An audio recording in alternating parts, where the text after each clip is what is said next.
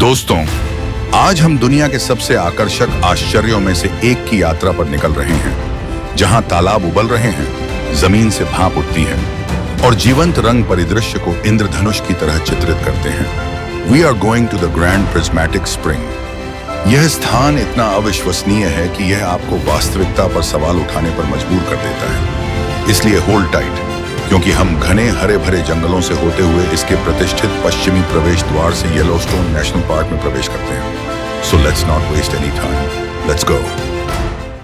जैसा कि मैंने बताया, we are in the middle of nowhere. Grand Prismatic Spring लगभग 164 किलोमीटर दूर है और हम वहां लगभग 2 घंटे में पहुंच जाना चाहिए। हर बार जब हम इन धूल भरी सड़कों से हाईवे की ओर जाते हैं तो हम इस आकर्षक पुराने लकड़ी के ब्रिज को पार करते हैं। हाईवे के दोनों ओर विशाल खेत नजर आते हैं, जहां तक आंख देख सकती है। किसान इन सुनहरे खेतों में कड़ी मेहनत कर रहे हैं। यह एक खूबसूरत नजारा है जो आपको शांति का एहसास कराता है और ग्रामीण जीवन की सराहना करने के लिए प्रेरित करता है। अधिकांश खेत लगभग कटाई के लिए तैयार हैं और कुछ किसानों ने पहले ही शुरुआत कर दी है। इस आदमी को देखो, उसने सुबह 5 बजे ही कटाई शुरू कर दी थी। मैंने सुबह खेत से उठती धूल देखी और सोचा कि यह क्या है। येलोस्टोन जाने के रास्ते में हम गैलेटिन नेशनल फॉरेस्ट से होकर गुजरेंगे। मैंने इस ड्राइव के बारे में बहुत कुछ पढ़ा और सुना है। वे कहते हैं कि यह अमेरिका में एक यात्री के लिए सबसे मनमोहक यात्राओं में से एक है। हाईवे 191 पहाड़ों के बीच से गुजरती है, गैलेटिन नदी के समानांतर चलती है। मुझे आशा है कि आप लोग जंगल की इस मनमोहक यात्रा में मेरे साथ रहेंगे।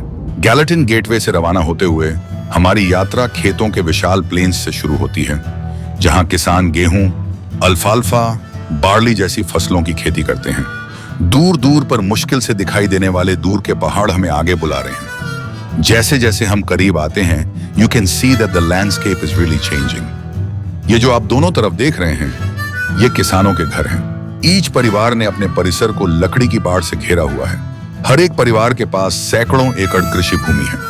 वो जो नदी के उस पार आप देख रहे हैं, वे पर्यटकों के लिए लॉग कैबिन्स हैं। जब हम हाईवे 191 का अनुसरण करते हैं तो गैलेटिन नदी हमारे साथ साथ बहती है, एक आश्चर्यजनक प्राकृतिक गलियारा बनाती है। दोनों तरफ आकर्षक लॉग केबिन, रस्टिक रैंचेस और आरामदायक रिसोर्ट्स परिदृश्य को सुशोभित करते हैं। ये प्रतिष्ठान नदी और जंगल के बीच बसे हुए हैं, क्षेत्र की प्राकृतिक सुंदरता का सम्मान करते हैं। यह जिम्मेदार पर्यटन का प्रमाण है, जहां मानव विकास पर्यावरण के साथ सामंजस्य स्थापित करता है।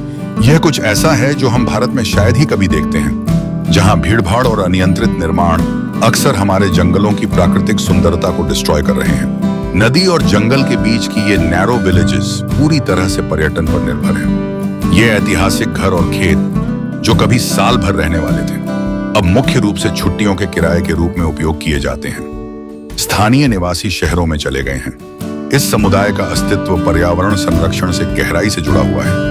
इस क्षेत्र की प्राचीन सुंदरता की रक्षा करके वे पर्यटकों को आकर्षिक करते हैं, जिससे उनकी आर्थिक समृद्धि सुनिश्चित होती है। यह सतत पर्यटन का एक उल्लेखनीय उदाहरण है, एक एग्जाम्पल जिसे भारत सीख सकता है। इको टूरिज्म को अपनाकर हम अपनी प्राकृतिक विरासत की क्षमता को अनलॉक कर सकते हैं और ग्रामीण समुदायों को सशक्त बना सकते हैं। हमारे आगे एक वैन जा रही है, जिसके पीछे के ट्रेलर में 2 ATV या ऑल टेरेन व्हीकल्स हैं। हम काफी देर से इस वैन का पीछा कर रहे हैं।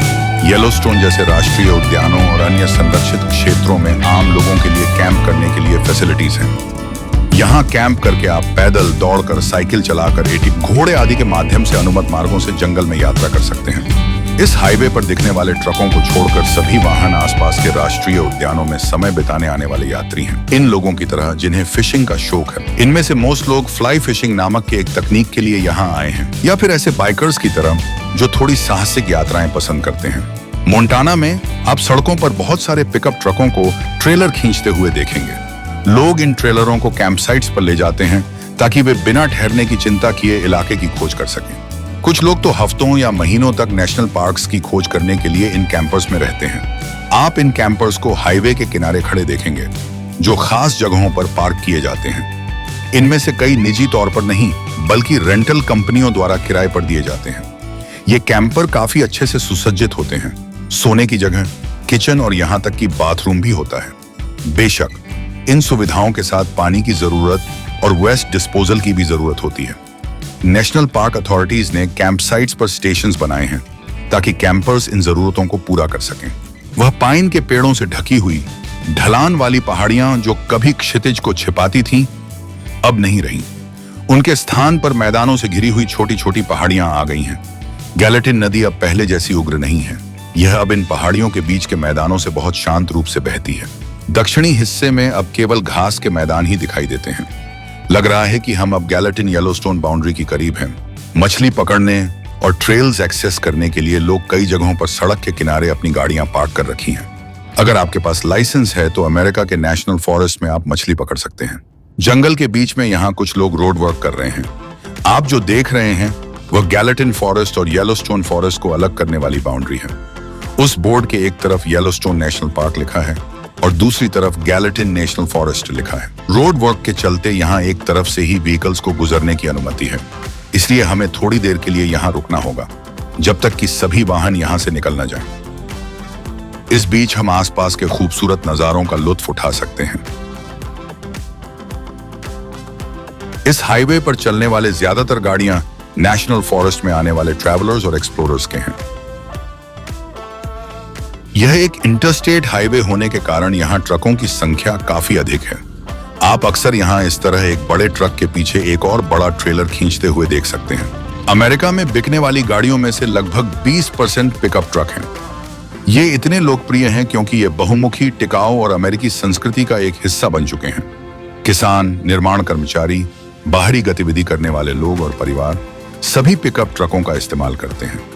ये गाड़ियां न केवल काम के लिए बल्कि परिवार के साथ छुट्टियां बिताने और साहसिक कार्यों के लिए भी परफेक्ट हैं। अमेरिकी पिकअप ट्रकों का इतिहास काफी पुराना है। 1920 के दशक में हेनरी फोर्ड ने पहली बार सिविलियन पिकअप ट्रक बनाई थी। तब से ये गाड़ियां अमेरिकी संस्कृति का एक अभिन्न हिस्सा बन गई हैं। आज अमेरिका में सबसे बड़ी पिकअप ट्रक निर्माता कंपनियां हैं फोर्ड, राम और जीएमसी। ये गाड़ियां अपनी शक्ति, टिकाऊपन और बहुमुखी प्रतिभा के लिए जानी जाती हैं। हालांकि बड़ी इंजन क्षमता के कारण इनकी माइलेज कम होती है और रखरखाव का खर्च भी अधिक होता है। फिर भी अमेरिकियों के लिए पिकअप ट्रक सिर्फ एक गाड़ी नहीं है बल्कि एक जीवन शैली का प्रतीक है। येलोस्टोन फॉरेस्ट में प्रवेश करने के बाद हम दक्षिण की ओर बढ़ते हुए लगभग 30 किलोमीटर की दूरी तय कर चुके हैं। गैलेटिन के पहाड़ी इलाकों से हटकर यहाँ घास के मैदान नजर आते हैं। सड़क के किनारे लगे संकेतों से पता चलता है कि हम वेस्ट येलोस्टोन शहर के करीब पहुंच गए हैं और दूर दूर तक घरों और मानवीय बस्तियों के कुछ निशान भी दिखाई देने लगे हैं। वेस्ट येलोस्टोन मोंटाना में स्थित एक छोटा सा शहर है जो येलोस्टोन नेशनल पार्क के पश्चिमी प्रवेश द्वार के रूप में फंक्शन करता है। इस शहर की स्थापना 1908 में हुई थी जब ऑरेगन शॉर्ट लाइन रेलवे का निर्माण पूरा हुआ था। शुरू में इस शहर का नाम रिवरसाइड था, लेकिन बाद में इसका नाम बदलकर वेस्ट येलोस्टोन कर दिया गया। यह एक छोटा शहर है जिसमें लगभग 1000 लोग रहते हैं। यह शहर मुख्य रूप से पर्यटन पर निर्भर है क्योंकि यह येलोस्टोन नेशनल पार्क का प्रवेश द्वार है। यहाँ कई तरह की दुकानें और रेस्टोरेंट्स हैं जो पर्यटकों को स्थानीय उत्पाद और भोजन उपलब्ध कराते हैं। आप यहाँ कपड़े की दुकानें, किराने की दुकानें, गैस स्टेशन और कई तरह के रेस्टोरेंट्स पा सकते हैं।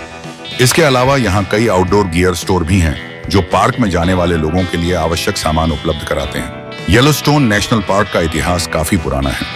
हजारों साल पहले येलोस्टोन क्षेत्र में आदिवासी जनजातियां रहती थीं और वे इसके प्राकृतिक संसाधनों का उपयोग करते थे। 19वीं सेंचुरी में यूरोपीय अमेरिकियों ने इस क्षेत्र की खोज शुरू की।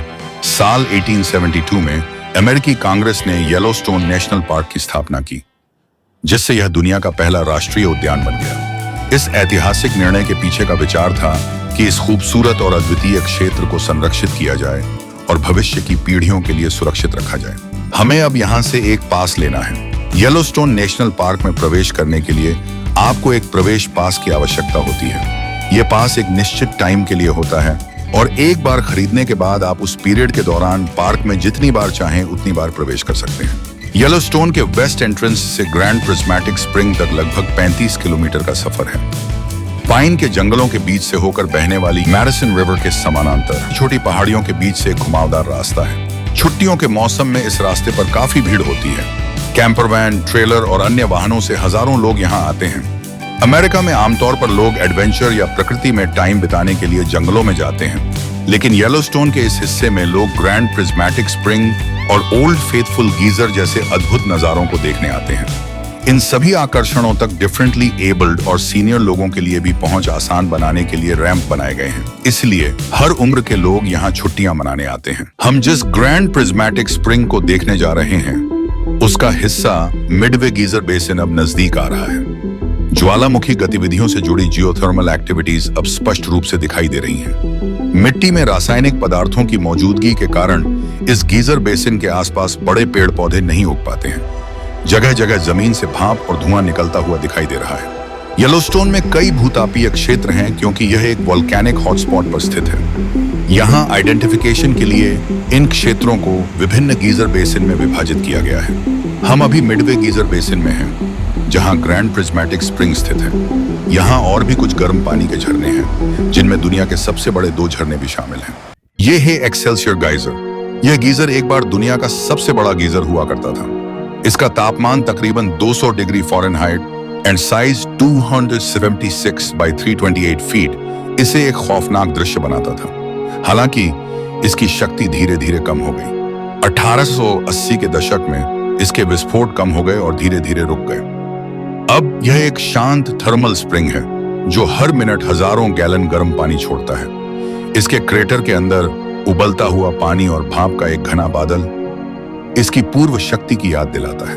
यह है ग्रैंड प्रिज्मेटिक स्प्रिंग। इसका तापमान 64 और 87 डिग्री सेल्सियस के बीच है और dimensions 250 by 380 feet. Grand Prismatic Spring दुनिया के सबसे बड़े हॉट स्प्रिंग्स में से एक है। न्यूजीलैंड में 2 बड़े स्प्रिंग्स के बाद यह तीसरे नंबर पर आता है। इसका केंद्र गहरा नीला है और धीरे धीरे रंग हल्के नीले में बदल जाता है। किनारे पर हरे शैवाल उगते हैं। इसके बाद पीला और नारंगी रंग की पट्टियां दिखाई देती हैं और अंत में बाहरी किनारे पर लाल रंग की सीमा होती है।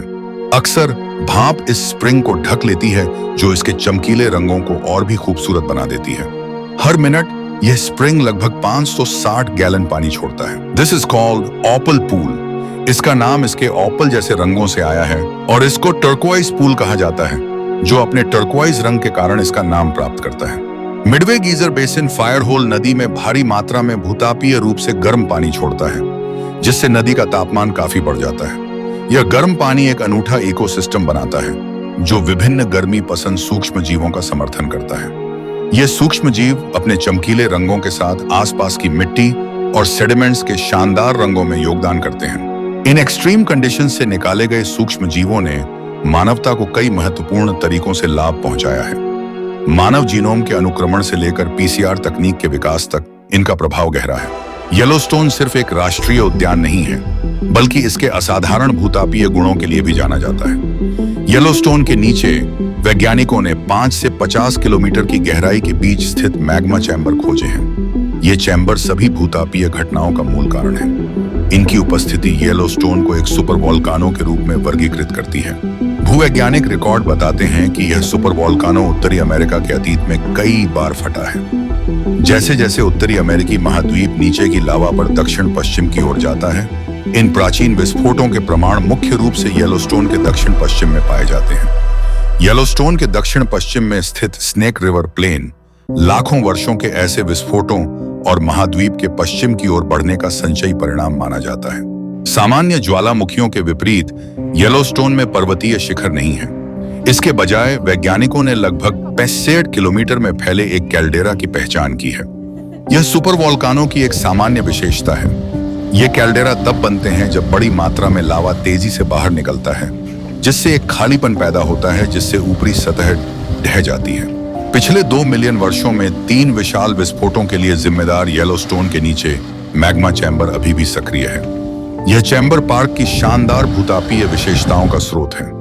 जब वर्षा का पानी और पिघला हुआ बर्फ जमीन में रिसता है, तो यह मैग्मा चैम्बर की गर्मी के संपर्क में आता है। जैसे जैसे पानी गर्म होता है, यह आसपास की चट्टानों से खनिजों को घोलता है और दरारों के माध्यम से सतह पर उठता है, जिससे हम आज गीजर, हॉट स्प्रिंग्स और मड पॉट देखते हैं। येलोस्टोन एक सक्रिय ज्वालामुखी हॉटस्पॉट के ऊपर स्थित है, इसलिए यह कहना मुश्किल है कि येलोस्टोन ज्वालामुखी कब फटेगा।